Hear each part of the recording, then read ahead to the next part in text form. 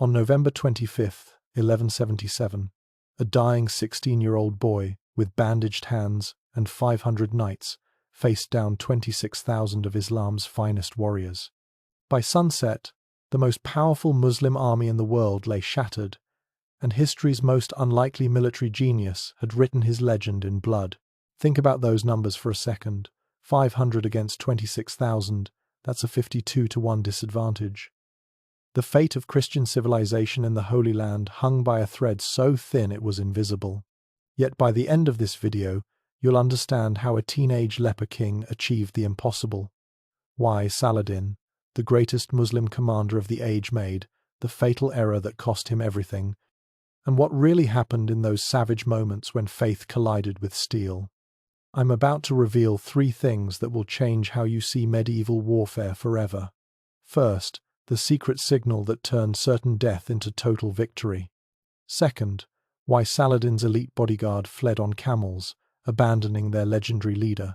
And third, the haunting final words between Baldwin and Saladin that history tried to forget. But here's what makes this story truly unbelievable.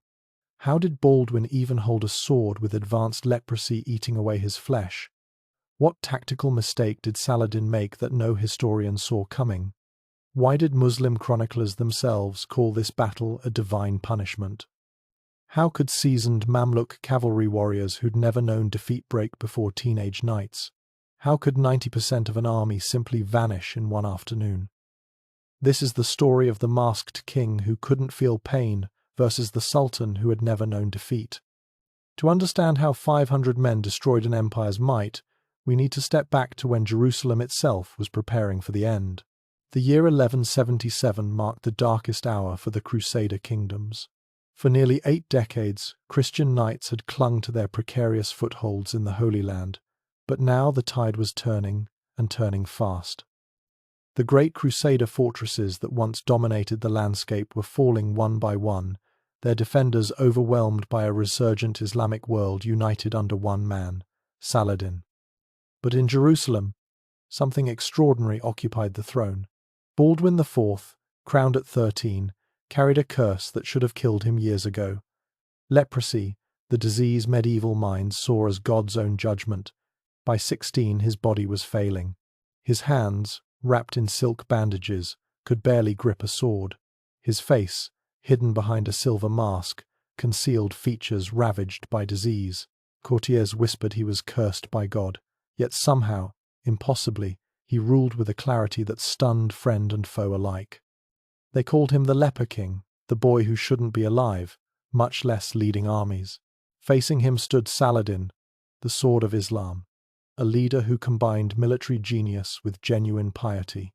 At 40, he'd united Egypt and Syria, forging the most powerful Muslim state since the early caliphates. His army had crushed every force sent against it. His reputation alone could empty castles without firing a shot. While Baldwin fought his own decaying body, Saladin commanded an empire stretching from the Nile to the Euphrates. The power dynamic was laughably one-sided. The Crusader states, fractured by internal rivalries, could muster perhaps 15,000 men, total scattered across dozens of castles and cities. Saladin commanded over 100,000 warriors, with the wealth of Egypt funding endless campaigns. It wasn't a question of if the Crusaders would fall, but when. Jerusalem's nobles already made secret preparations for exile. Ships waited in the ports. Treaties were quietly negotiated. The smart money said the Kingdom of Jerusalem had months, maybe weeks. But here's what the chronicles don't tell you. Baldwin IV wasn't just fighting Saladin. He was racing against his own body, knowing each battle might be his last, each victory purchased with agony no healthy man could endure. As autumn turned to winter in 1177, intelligence reports brought terrifying news.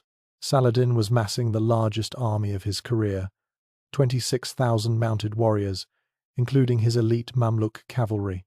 Their destination was obvious, Jerusalem itself. The city's garrison numbered less than 1,000 men. The arithmetic of annihilation was simple. But as Saladin's massive host swept north like a plague of locusts, something unprecedented was stirring in Jerusalem's throne room. Inside Jerusalem's throne room, Baldwin IV faced a decision that would define history. His advisors begged him to flee. A leper king of 16 had no business leading a last stand. But Baldwin, carried to the war council on a litter because walking had become agony, spoke with a voice that made hardened crusaders weep. "I may die tomorrow or in 10 years, but I will die as I lived, defending this kingdom." The mathematics of survival were brutal. Baldwin could muster only 500 knights, including 80 knights Templar, warrior monks who took vows to never retreat, never surrender, never show mercy to Islam's warriors. Supporting them were barely 3,000 infantry, many of them local levies with more courage than training. Together, they faced annihilation. Saladin's host was something from an apocalyptic vision. 26,000 mounted warriors, including 8,000 Mamluk slave soldiers trained from childhood in the arts of war, each worth 3 ordinary cavalry in battle. The Muslim chroniclers described it as an ocean of steel and faith. The supply train alone stretched for miles, evidence of Saladin's confidence. He wasn't planning a raid. He was planning conquest. What happened next shocked both Christian and Muslim chroniclers. Baldwin, despite hands so damaged he needed help putting on armor, insisted on personally leading the army. Templars wept openly as their king was lifted onto his horse, his body strapped to the saddle because his legs could no longer grip. The silver mask hiding his ravaged features gleamed in the November sun. "Look at me," Baldwin told his assembled knights. "God gave me this disease so that when we achieve victory, no man can claim it was by human strength alone." Saladin, camped near Ascalon, received reports of Baldwin's pathetic force with amusement. His emirs were already dividing up the conquered lands among themselves. Why shouldn't they be confident? The Sultan had gathered the largest Muslim army since the First Crusade. His scouts reported Jerusalem's walls were barely manned. The kingdom's best knights were scattered in distant fortresses. But Saladin made one fatal assumption, that Baldwin would wait behind Jerusalem's walls. The geography itself favored the Muslims. The lands around Montgisard offered perfect terrain for cavalry rolling hills and open plains where numbers would tell. The autumn rains hadn't yet begun, meaning firm ground for charging horses. Every military manual, every precedent of warfare said the same thing. In open battle, the larger force wins, always. On November 23rd, Saladin bypassed the fortress of Ascalon, ignoring its garrison. Why waste time on sieges when Jerusalem itself lay defenseless? His army spread out, confident and eager, already tasting victory. Foraging parties scattered across the countryside, discipline relaxed. After all, what threat could 500 knights pose to 26,000? But hidden in the morning mist of November 25th, Baldwin's force had left Jerusalem in a desperate march. 45 miles in 36 hours, an insane pace for healthy men, torture for a king whose body was literally falling apart. Templars took turns carrying Baldwin's litter when he lost consciousness from pain. They marched not to defend Jerusalem, but to find the one thing that might save it, Saladin's army in the worst possible position. As the two forces converged, neither side knew they were racing toward the most shocking military reversal in medieval history. November 25th dawned clear and hot, unusual for late autumn in the Levant. By 6 a.m., Baldwin's exhausted force had covered impossible ground, their horses foaming, men swaying with fatigue. But their scouts brought electrifying news. Saladin's army was spread across 3 miles of countryside, scattered in foraging parties, their guard completely down. The Templar Grand Master, Odo de Streetamand, rode to Baldwin's litter. "Sire, God has delivered them into our hands." But even he couldn't hide his shock at what their scouts reported next. The enemy numbers were even worse than feared. Not 20,000, but 26,000 warriors, their banners blackening the horizon like a storm front. Baldwin's knights reacted with visible despair. Some openly wept, others prayed. The mathematics were impossible, 52 enemies for every Christian knight. But then Baldwin did something no one expected. Despite agony that would have killed most men, he demanded to be lifted from his litter and placed on his horse. "Gentlemen," His voice rang clear despite his suffering. David faced Goliath with faith. We faced 26,000 with God. At 11 a.m., Saladin received his first warning dust clouds to the north, moving fast. His initial reaction was disbelief. The reports made no sense. Baldwin wouldn't dare leave Jerusalem's walls. It had to be a scouting party, nothing more. This overconfidence would cost him everything. By noon, the truth became undeniable. Crusader banners appeared on the ridgeline, the blood-red cross of the Templars, the golden crosses of Jerusalem. Saladin's scattered forces began frantically trying to reform their lines, but 3 miles is a long distance when your enemy is charging at full gallop. Here's where it gets almost unbelievable. Military logic demanded Baldwin wait, let Saladin organize, then retreat to defensible ground. Instead, the Leper King raised his bandaged hand at exactly 2 p.m., the signal his knights had been praying for. 500 lances dropped to charging position. The impossible attack had begun. But Saladin had missed one crucial detail that would doom his army. His forces were split by a natural feature invisible from distance, a series of ravines cutting through the plain. What looked like open ground was actually terrain that would funnel fleeing men into death traps. Baldwin, despite his youth, had recognized what Saladin's experience had missed. The Muslim army's reaction tells us everything about their shock. Elite Mamluks, warriors who'd faced Byzantine cataphracts and Nubian cavalry without flinching, simply froze. For precious seconds, they couldn't process what they were seeing. 500 men charging 26,000 wasn't warfare, it was mass suicide. Saladin himself, watching from his command position, dropped his golden mace, an action his chroniclers faithfully recorded, unable to hide their master's shock. "Madness," he whispered. Then louder to his panicking officers, "Form lines, form lines." But forming lines takes time, and Baldwin had given them none. The Crusader charge covered 300 yards in under a minute, 500 ironclad horsemen moving like an avalanche, their battle cry of Deus Vult, drowning out Muslim commanders' desperate orders. The Templars, forming the spear point, aimed directly for Saladin's still-forming centre.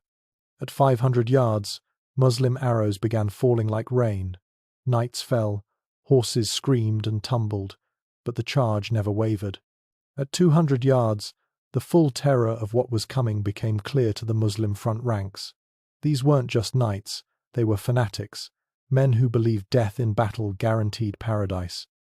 The Templars especially, with their black and white banner streaming overhead, came on like demons from Christian hell. At 100 yards, something extraordinary happened. Baldwin himself, strapped to his saddle, bleeding from stress-reopened wounds, raised his sword. The gesture was impossible. His diseased hands shouldn't have been able to grip the weapon, yet every chronicle, Christian and Muslim alike, records it. The Leper King was leading from the front. At 50 yards, Muslim horses began backing despite their riders' efforts. Animals sensed doom, and doom was seconds away. The ground literally shook under thousands of hooves. Dust clouds rose like smoke. The noise was indescribable thunder mixed with war cries in 3 languages, the clash of weapons being readied, prayers screamed to 2 different gods. At 2 p.m., under the scorching Levantine sun, Baldwin raised his bandaged hand and unleashed hell. 2 p.m. struck like the hammer of God himself. The Templar wedge, 80 knights formed into a human spear, smashed into the half-formed Muslim centre at full gallop. The sound was like mountains colliding, a crash that men 5 miles away claimed they heard. In those first seconds, 300 Mamluks simply ceased to exist, crushed under hooves or transfixed by 12-foot ashwood lances. But the real shock wasn't the impact, it was what followed. Instead of wheeling away after the charge, the Templars did the unthinkable. They kept going, driving deeper into Muslim ranks like a blade seeking a heart. Behind them, Baldwin's 420 secular knights struck in a second wave, exploiting the gap torn by the warrior monks. 2:15 p.m. brought the first impossible moment. Saladin's centre, 8,000 of Islam's finest cavalry, began to buckle, not retreat buckle, like a dam cracking under pressure. The Muslim commanders couldn't believe their eyes. How could 500 exhaust knights be pushing back 16 times their number? Then something happened that defied all military logic. The Crusader horses, exhausted from their forced march, should have been failing. Instead, they fought like creatures possessed. War horses bit and kicked, adding to the carnage. One Templar horse, its rider dead, continued charging through Muslim ranks, trampling warriors, spreading panic by its very existence. 2:30 p.m. saw panic begin its deadly work. A Mamluk regiment on Saladin's left wing, seeing the centre collapse, began edging backward. In battle, hesitation is contagious. Within minutes, the backward drift became a stream, but then came Baldwin's masterstroke. His 3,000 infantry, hidden in dead ground, suddenly appeared on the Muslim flank. The psychological impact was devastating. To Saladin's already rattled forces, it seemed Crusader armies were materializing from nowhere. Shouts of "We're surrounded" spread through Muslim ranks, militarily nonsense, but panic doesn't calculate odds. The impossible was happening. 26,000 warriors were being routed by a force they outnumbered 52 to 1. 2:45 p.m. marked the moment when battle became massacre. As Muslim forces tried to flee, they discovered Baldwin's tactical genius. Those ravines that looked like escape routes became death traps. Knights pursued fleeing Muslims straight into these natural killing grounds. The chronicles describe horrors: men trampling each other, horses with broken legs screaming, warriors throwing away weapons to run faster. But then the unthinkable happened. At 3 p.m., Saladin's personal guard 2,000 Mamluks, who'd sworn to die before abandoning their sultanate, broke. These were men who'd faced Mongol cavalry without flinching, who wore their scars like holy relics.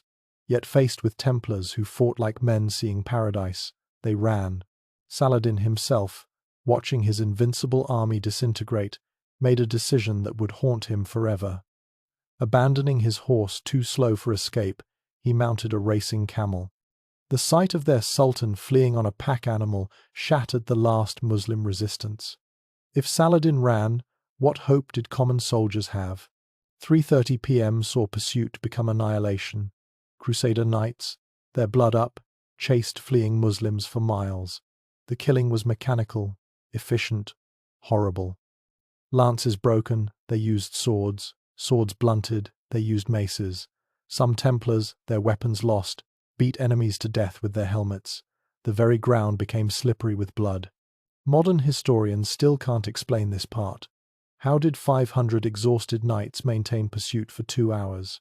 How did horses near death from marching find strength to run down fresh Muslim cavalry? The Christian chroniclers had an answer. God's strength flowed through them. The Muslim chroniclers, horrified, agreed. This was divine punishment. 4 p.m. brought scenes that haunt the records. The ravines, those natural features Baldwin had recognized, became charnel houses. Muslims fell in layers, the dead cushioning the dying suffocating under more dead. Some ravines literally filled with bodies, creating bridges of flesh others tried to cross. The pursuit only ended when Crusader horses finally collapsed, their mighty hearts giving out after achieving the impossible. Baldwin himself fought despite agony that defies description. Strapped to his saddle, unable to feel his sword hand, he nonetheless led charge after charge. Knights later swore they saw tears of blood seeping from beneath his silver mask, his diseased body literally weeping from the effort. Yet his voice never wavered, calling encouragement, directing the slaughter with tactical brilliance. The Templar Grand Master, Odo de Street Amand, provided the battle's most chilling moment. Finding a group of 500 Mamluks trying to rally, he led just 12 knights in a charge that shattered them. When asked later how 12 could break 500, he replied simply, "They feared God's wrath. We embodied it." Statistical shock comes from every angle. By 4:30 p.m., Muslim dead carpeted the field for 3 miles. Bodies clogged the ravines 20 feet deep. Abandoned weapons littered the ground like iron seeds. The streaming banners of Islam's greatest army lay trampled in mud made from dust and blood. But the numbers that truly stagger come from Muslim sources. Of 26,000 warriors who woke that morning, fewer than 2,000 saw sunset. The Crusaders lost 1,100 dead, heavy losses from just 3,500 engaged, but nothing compared to the Islamic catastrophe. It wasn't a defeat, it was annihilation on a scale medieval warfare rarely witnessed. As the sun began to set on that blood-soaked field, the impossible had become reality. The setting sun of November 25th illuminated a vision from Revelation itself. Where Saladin's mighty host had stood that morning, only corpses remained. 20,000 Muslim dead, the number staggers even now. Bodies lay so thick that Crusader horses picked their way carefully, like walking on a carpet of the fallen. The ravines had become mass graves, filled to overflowing with warriors who died not from wounds but from suffocation under their fleeing comrades. Baldwin, finally allowing himself to be lifted from his horse, collapsed immediately. Knights rushed to support their dying king, but he waved them away, insisting on one final act. There, on that field of death, the Leper King led his exhausted army in prayer. "Non nobis, Domini, non nobis," they chanted, "not to us, Lord, not to us, but to your name give glory." The sight of 500 blood-soaked killers kneeling in prayer while surrounded by 20,000 corpses struck even hardened warriors as surreal. But wait, it gets more insane. The immediate material gains defied calculation.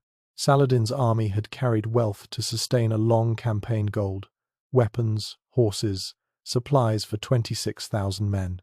In 3 hours, it all became Crusader property. The chronicles list the haul with awe. Enough weapons to equip 10 armies, enough gold to fund the kingdom for 2 years, thousands of horses, including Arabian breeds worth fortunes. The Templars alone captured enough military equipment to outfit every Christian fortress in the Levant. More importantly, they captured Saladin's war chest, literal tons of gold meant to pay his army. In one afternoon, the bankrupt kingdom of Jerusalem became solvent. The economic impact would sustain the Crusader states for a decade. Saladin's humiliation was complete. The man who'd never known defeat arrived in Cairo with fewer than 2,000 survivors from his 26,000. His racing camel had saved his life but destroyed his reputation. Warriors who flee on pack animals don't inspire loyalty. His emirs, the same men who'd been dividing up conquered lands that morning, now questioned their sultan's judgment and courage. The Muslim chronicler Ibn al-Athir, usually sympathetic to Islamic causes, couldn't hide the scope of the disaster. He called it the most terrible catastrophe to befall Islam in this age. Another wrote simply, "God turned his face from us that day." The psychological impact on the Muslim world was devastating. If 26,000 couldn't defeat 500 Christians, what did that say about divine favor? Jerusalem erupted in celebration when news arrived. Church bells rang for 3 days straight, but in the royal chamber, Baldwin IV lay dying. The battle's physical toll on his ravaged body was catastrophic. Physicians warned he might not survive the night, yet somehow, impossibly, the Leper King endured. When asked how he'd found strength to fight, Baldwin whispered, "Pain means nothing when God requires service." The strategic implications were staggering. Saladin's power base in Egypt nearly collapsed from the defeat. Syria questioned their allegiance. The careful alliance he'd built over decades cracked in a single afternoon. Military historians calculate it took Saladin 10 years to rebuild a force comparable to what Baldwin destroyed in 3 hours. The Crusader states, granted this miraculous reprieve, gained time they'd never dared hope for. But the real consequences were beginning. The Battle of Montgisard stands as history's most extreme example of odds overcome through leadership, faith, and tactical brilliance.